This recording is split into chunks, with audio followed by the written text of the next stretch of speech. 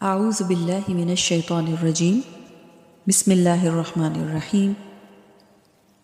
آئیے سیرت کے جھروکوں سے ایک ورق الٹتے ہیں۔ یہ موقع ہے غزوہ احد کا۔ میدان میں 70 شہداء موجود ہیں۔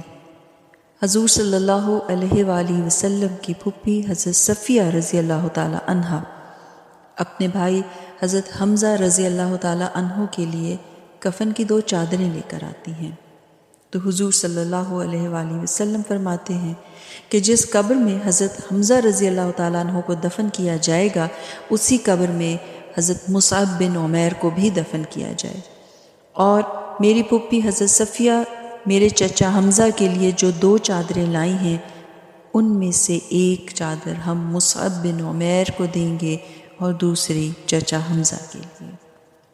تو یہ مصعب بن عمیر کون ہیں؟ آئیے تاریخ میں دیکھتے ہیں۔ مکہ میں ایک امیر ترین خاتون ہے جس کے بیٹے کا نام مصعب بن عمیر ہے۔ وہ عورت اپنے بیٹے کو اتنا خوبصورت لباس پہناتی ہے اور اتنی خوبصورت خوشبو اور عطر اس کو لگاتی ہے کہ مصعب بن عمیر جن گلیوں سے گزرتے تھے دیر تک وہ گلیاں مہکتی رہتی تھیں، اور لوگ کہتے تھے کہ یہ گلیاں اس لیے مہک رہی تھیں کیونکہ یہاں سے مصعب گزر کر گئے ہیں۔ پھر وہ وقت آتا ہے جب مصعب بن عمیر مسلمان ہو جاتے ہیں، جبکہ ماں ابھی تک کافرہ ہے۔ اس کافرہ ماں کو جب بیٹے کے مسلمان ہونے کا پتہ چلتا ہے تو وہ اس کا لباس بھی چھین لیتی ہے اور ساری سہولتیں بھی واپس لے لیتی ہے۔ اس کے بعد مصعب بن عمیر حبشہ کی طرف ہجرت کر جاتے ہیں۔ مکہ کے حالات بہتر ہونے پر وہ جب مکہ واپس پلٹتے ہیں تو مصعب بن عمیر کے بدن پر جو چادر تھی وہ جگہ جگہ سے پھٹی ہوئی تھی۔ نبی صلی اللہ علیہ وآلہ وسلم نے جب مصعب بن عمیر کو دیکھا تو آنکھوں میں آنسو آ گئے اور کہنے لگے، یہ وہی مصعب ہے جو اتنا خوش پوش، اتنا خوش لباس نوجوان ہوا کرتا تھا کہ میں نے پورے مکہ میں اس سے خوبصورت لباس پہننے والا کوئی دوسرا شخص نہیں دیکھا، اور آج میرے مصعب کو پہننے کے لیے جو چادر میسر ہے وہ جگہ جگہ سے پھٹی ہوئی ہے۔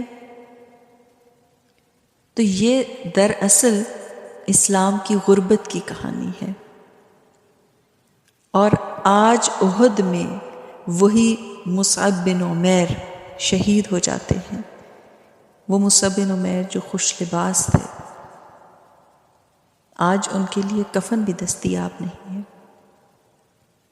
تو حضور صلی اللہ علیہ وآلہ وسلم فرماتے ہیں کہ میرے چچا کے لیے جو 2 چادریں آئی ہیں ان میں سے ایک کا کفن مصعب بن عمیر کو دے دینا اور دوسری چادر سے میرے چچا حمزہ کو کفن دے دینا۔ حضرت مصعب بن عمیر کے لیے بڑی چادر اور حضرت حمزہ کے لیے ذرا چھوٹی چادر آئی، جس سے حضرت حمزہ کا اگر سر ڈھانپا جاتا تھا تو پاؤں نہ ڈھکتے تھے، اور اگر پاؤں ڈھانپے جاتے تھے تو سر رہ جاتا تھا۔ بالآخر حضور صلی اللہ علیہ وآلہ وسلم نے فرمایا کہ میرے چچا کا سر ڈھانپ دو اور پاؤں پر ایک گھاس جس کو اذخر کہا جاتا ہے وہ ڈال دو، اور اس طریقے سے ان کو دفنایا گیا۔ تو یہ دراصل ایک واقعہ ہے جو اسلام کی غربت کے زمانے کو بتاتا ہے، لیکن یاد رکھیے کہ اسلام اس وقت بھی سربلند تھا، اس وقت بھی عزتوں کی مسند پر تھا۔ اسی طرح کا تاریخ اسلام کا ایک اور دور آتا ہے۔ حضور صلی اللہ علیہ وآلہ وسلم مسجد نبوی سے باہر نکلتے ہیں تو باہر حضرت ابو بکر اور حضرت عمر رضی اللہ تعالیٰ عنہما کو کھڑا پاتے ہیں، اور ان دونوں کے چہروں پر ایک عجیب سی اداسی ہے۔ آپ صلی اللہ علیہ وآلہ وسلم نے وجہ پوچھی تو انہوں نے فرمایا کہ اللہ کے رسول صلی اللہ علیہ وآلہ وسلم بہت شدید بھوک ہے، اور اس شدید بھوک نے ہمیں گھر میں ٹکنے نہیں دیا تو ہم لوگ باہر نکل آئے۔ نبی صلی اللہ علیہ وآلہ وسلم نے فرمایا میرا بھی یہی حال ہے، جس چیز نے تمہیں گھروں سے نکالا ہے وہی چیز مجھے بھی گھر سے نکال لائی ہے۔ بہرحال تینوں آگے چل پڑتے ہیں اور چلتے ہوئے ایک صحابی حضرت ابو ایوب انصاری رضی اللہ تعالی عنہ کے گھر کے پاس سے گزرتے ہیں، اور وہ کسی کام سے گھر سے باہر نکلے اور انہوں نے نبی کریم صلی اللہ علیہ وآلہ وسلم کو باہر دیکھا تو فرمایا کہ اے اللہ کے رسول صلی اللہ علیہ وآلہ وسلم، آج میرے مہمان بن جائیے۔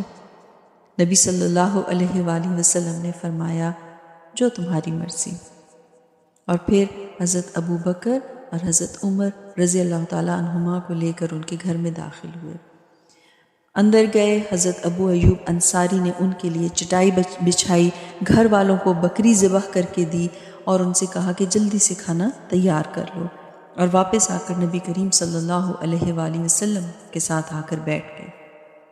لیکن جب بیٹھے اور نبی کریم صلی اللہ علیہ وآلہ وسلم کے ساتھ بات چیت شروع کی تو نبی کریم صلی اللہ علیہ وآلہ وسلم کے چہرے پر نظر پڑی، گھبرا گئے، کیونکہ شدید نکاہت کے آثار بتا رہے تھے کہ آپ صلی اللہ علیہ وآلہ وسلم نے بہت دنوں سے کچھ نہیں کھایا۔ یہ دیکھ کر حضرت ابو ایوب انصاری رضی اللہ تعالیٰ عنہ فوراً اٹھ کر اپنے باغ چلے گئے، کھجوروں کا ایک خوشہ توڑا اور آپ صلی اللہ علیہ وآلہ وسلم کے سامنے رکھا اور کہا کہ جب تک کھانا تیار ہوتا ہے یہ کھجوریں تناول فرمائیں۔ تھوڑی دیر کے بعد کھانا بھی لگا دیا گیا۔ حضور صلی اللہ علیہ وآلہ وسلم نے دسترخوان پر سے کپڑا اٹھایا اور ایک روٹی اور چند بوٹیاں سالن اس کے اندر ڈال کر خادم سے کہا کہ جاؤ میرے گھر دے آؤ، میری بیٹی فاطمہ بہت دنوں سے بھوکی ہے۔ اسی طریقے سے آپ صلی اللہ علیہ وآلہ وسلم کی جب وفات ہوئی تو آپ صلی اللہ علیہ وآلہ وسلم کی زرہ ایک یہودی کے پاس گروی تھی۔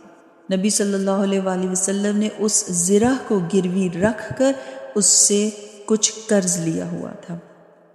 تو یہ ہے اسلام کی غربت کی کہانی۔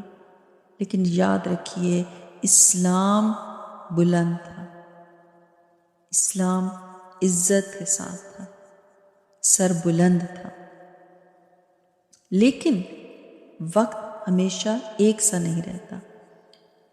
اللہ تعالیٰ نے اسلام کو عمارت کے رنگ بھی دکھائے۔ صحیح بخاری میں حاتم طائی کے بیٹے عدی بن حاتم جو مسلمان ہو گئے تھے ان سے روایت ہے، وہ کہتے ہیں کہ ایک مرتبہ میں نبی کریم صلی اللہ علیہ وآلہ وسلم کی خدمت میں موجود تھا۔ ایک شخص آیا اور کہنے لگا کہ اے اللہ کے رسول صلی اللہ علیہ وآلہ وسلم، غربت نے میرا برا حال کر دیا ہے، میں کیا کروں؟ پھر ایک دوسرا شخص آیا اور کہنے لگا اے اللہ کے رسول صلی اللہ علیہ وآلہ وسلم، میرے پاس مال بہت ہے، میں نے سفر طے کرنا ہے مگر راستہ بہت پرخطر ہے، میں کیا کروں؟ عدی بن حاتم کہتے ہیں کہ رسول اللہ صلی اللہ علیہ وآلہ وسلم نے میری جانب رخ کر کے مجھے مخاطب کیا اور فرمایا کہ عدی، اگر اللہ نے تجھے زندگی کی مہلت دی تو دیکھے گا کہ عراق کے شہر ہیرا سے ایک خاتون چلے گی اور مکہ تک پہنچ کر کعبے کا طواف کرے گی، مگر اس کو پورے راستے میں اللہ کے سوا کسی اور کا ڈر نہ ہوگا۔ عدی بن حاتم کہتے ہیں کہ میں نے دل میں سوچا کہ کیا تب قبیلہ طے کے ڈاکو مر گئے ہوں گے جنہوں نے عرب پر اپنا روب ڈال رکھا ہے؟ اور وہ کہتے ہیں کہ میں ابھی یہ سوچ ہی رہا تھا کہ نبی کریم صلی اللہ علیہ وآلہ وسلم نے مزید فرمایا، عدی، اگر تجھے اللہ زندگی کی مہلت دے تو دیکھے گا کہ کسرا، جو کہ اس وقت کی سپر پاور تھا، اس کے خزانے تیری جھولی میں ہوں گے۔ اور مزید فرمایا، اے عدی، اگر تو نے زندگی پائی تو وہ دن بھی دیکھے گا کہ ایک شخص زکوٰۃ لے کر نکلے گا مگر اس کو زکوٰۃ کا کوئی مستحق نہیں ملے گا۔ حضرت عدی بن حاتم فرماتے ہیں کہ پھر میری آنکھوں نے وہ منظر دیکھا کہ جب عراق کے شہر ہیرا سے ایک خاتون چلی اور مکہ تک پہنچی اور امن ایسا تھا کہ اس کو اللہ کے علاوہ کسی کا ڈر نہیں تھا۔ عدی کہتے ہیں پھر میں نے وہ لمحے بھی دیکھے کہ کسریٰ کے خزانے مسجد نبوی کے باہر پڑے تھے، اور حضور صلی اللہ علیہ وآلہ وسلم کی وہ دوسری بات بھی سچ ثابت ہوئی۔